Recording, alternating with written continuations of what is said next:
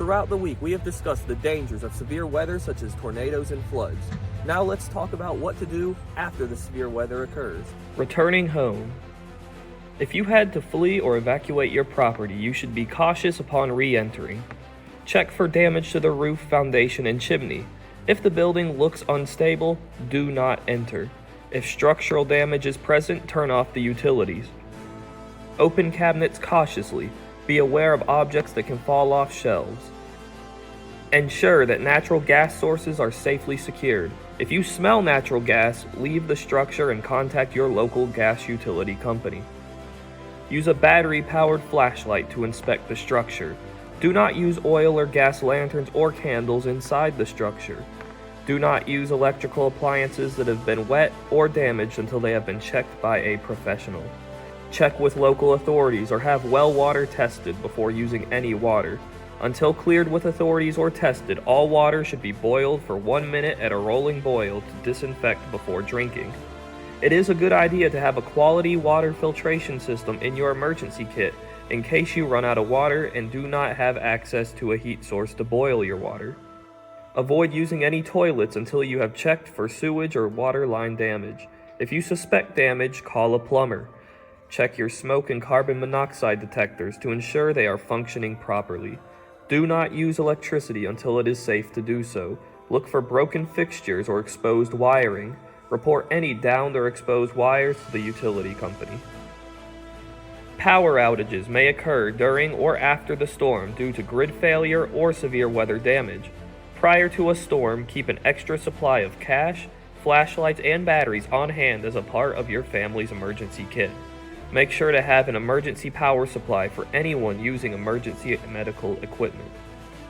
If your power is out, avoid opening your fridge or freezer. Connect only individual appliances to portable generators. Never plug a generator into wall outlets. Use gas-powered generators only in well-ventilated outdoor areas. Turn off any electrical equipment that was in use prior to the outage.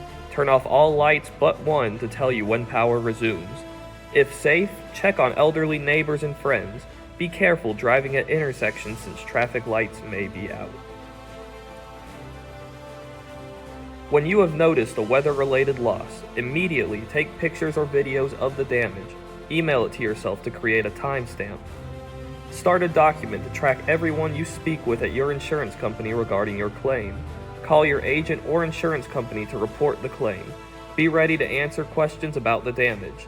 Make sure to have the following information with you: the name of your insurance company, your policy number, and a phone number or email where you can be reached.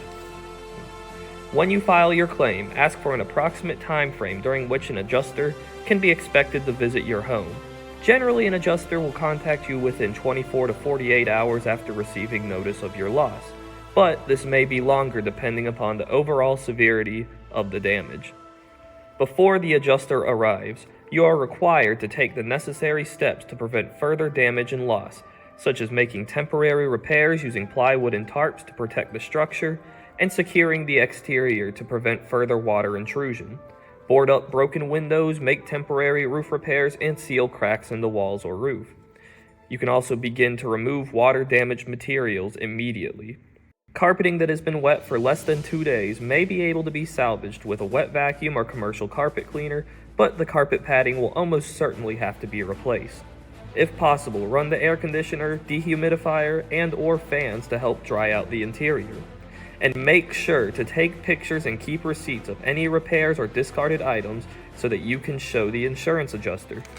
It can also be helpful to get damage estimates prepared by contractors to provide to the insurance adjuster.